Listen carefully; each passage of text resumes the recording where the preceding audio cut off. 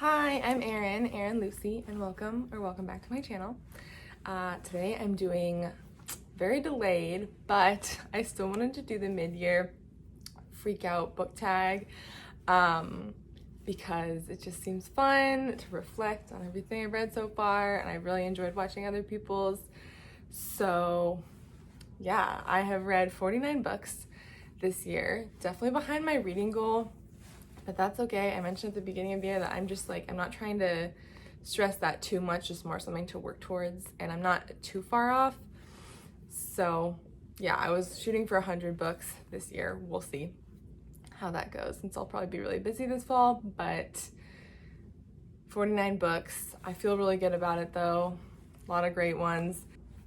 The first question is, what is your favorite book so far? Of course, so hard.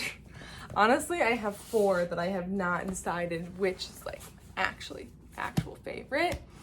First is The Island of Missing Trees by Elif Shafak, and I talked about this in my last book video. I loved it, read it in June, so good. It's kind of like this family, multi-generational saga that takes place in Cyprus mostly and in London, and just so beautifully written. There's a lot of nature in there, so I love that aspect of it, and I just loved it. The aspect of family, like trauma, but also nature. Yeah, I don't know, all the things, so good. The relationships, I really loved it. Gotta go quick, so this is not too long. Especially because I have 4 favorite books. On Earth We're Briefly Gorgeous, I feel like, is the one that immediately stood out in my mind. I loved this book by Ocean Vuong. I know I was a little late to this game, but it's so good. The writing was absolutely incredible. It's so poetic and just beautiful. And it's about this boy and his life growing up in the US, but his family, and he is from Vietnam. And it's beautiful, tragic, sad, made me cry, but also just so beautifully written. Next, I Who Have Never Known Men by Jacqueline Hartman. This one is one of those ones that just has continually stuck with me and I think about still a lot. And it is about this girl who is underground in this cage with these people, these other women. There's no men with them. They don't know what's going on. There's no context for why they're there. It's this strange, dystopian, speculative, I'm not even sure. I don't think adventure is the right word, but dealing with what it means to be human, and finding yourself in such a bizarre situation that you can't explain or have no context for. So I really love this book. And then the final one of my favorites is How High We Go in the Dark by Sequoia Nagamatsu. I love this book. One of the first that I read this year, I think. Definitely the first favorite. And this one is just so perfectly me. I just feel like this is my taste in a book. I love it. It spans time, but also talks so much about humanity and future of humanity, consequences for the things that we have done. And it's very difficult to explain, but essentially this plague is kind of let out of the ground in this site, this field site where they're doing research, and where is it? In the Arctic Circle somewhere. And it's the aftermath of that, and each chapter, I kind of warned people in the when I talked about this book, because it kind of sometimes feels almost short stories or little chapters that are semi-unrelated, but they are related. There's things that tie them together in the end, which I won't say, but I love this book. So that's the last of my favorites. Next is the best sequel that you've read in 2022. I'm not sure how, I feel like this one barely counts because I haven't read that many. I did read We Hunt the Flame duology. That was good. Heartstopper.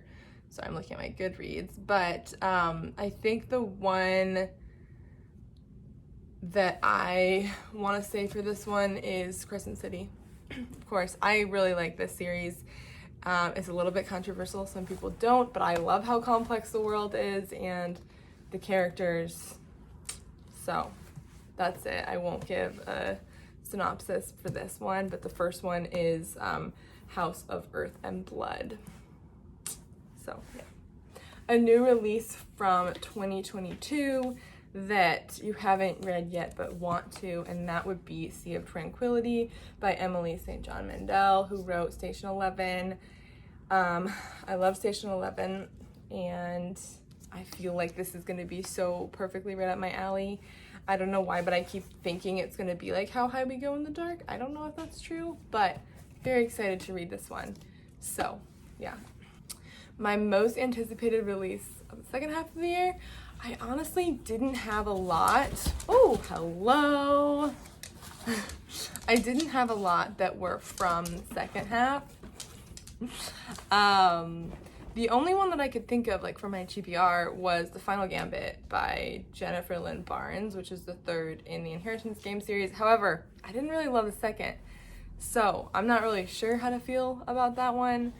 Trying to think, like, everything else has come out in this first half, so I actually have a lot more ones that I want to read from the first half of the year besides this. I have a couple nonfiction, but yeah, the only other one is the second that I know of is the second in the Legendborn series, but I haven't read Legendborn yet. I really want to, though, before the year is up, so there's that.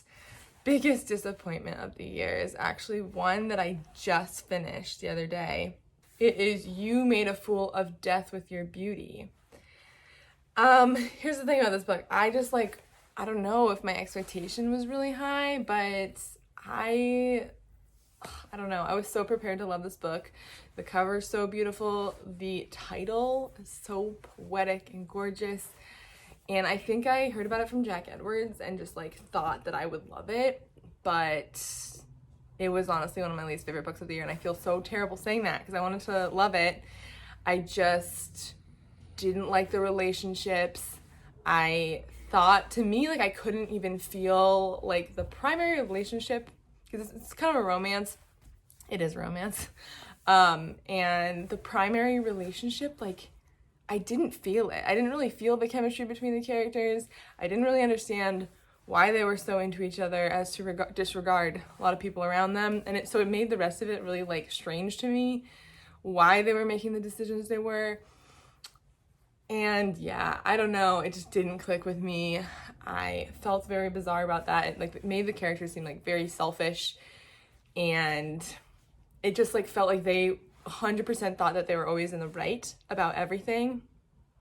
So there's like some conflict around the relationship that develops for good reason, and I don't know, it was just very bizarre to me because like both the characters in that relationship like so seemed to think that they were right, despite sometimes saying that it was a little effed up of a situation, but not fully taking responsibility, it felt.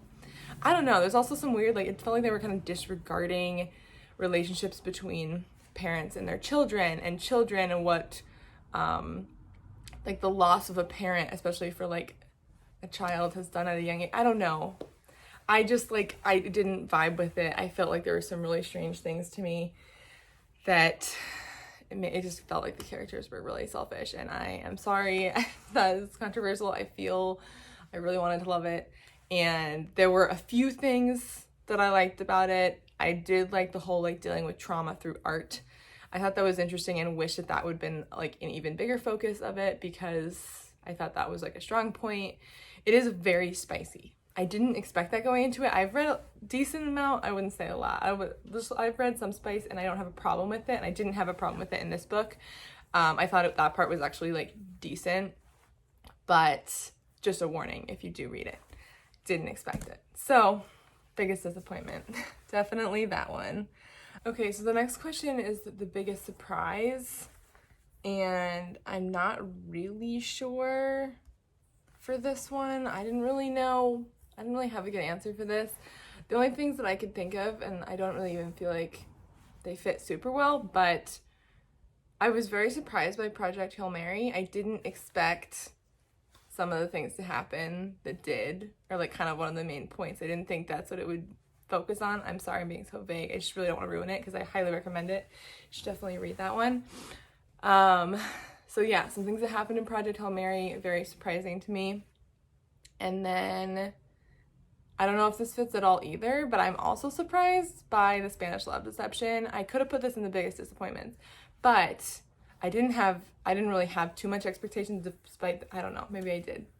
I just didn't really understand why this book was so hyped up, and that was like really surprising to me. I don't know, doesn't really fit this, but I'm sorry, it is just like, seems ridiculous to me, but yeah. Spanish Love Deception. Next, I have newest favorite author. For this one, I probably also have two. Alice Oseman, who wrote Heartstopper series. I want to read more of her work for sure. And then the other would be Ocean Vuong, just like so beautifully written, and I would really like to read Time as a Mother. So, the next is newest fictional crush. I was looking through all the books I've read. I don't really feel like anyone stuck out that much. The only few that come to mind, maybe Charlie Lastra from Book Lovers, or I did really like both Zafira and Nasser in We Hunt the Flame duology. So those are the only things, but still nothing really stands out there. And then the next was newest favorite character. Maybe Olga from Olga Dies Dreaming. I really liked her character. Oh, Nick and Charlie from Heartstopper, of course. Of course.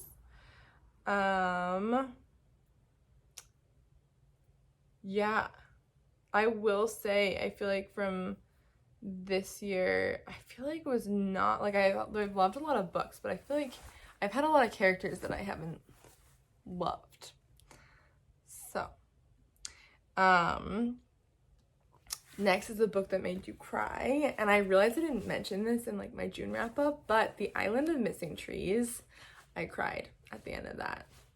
So, that's one that made me cry.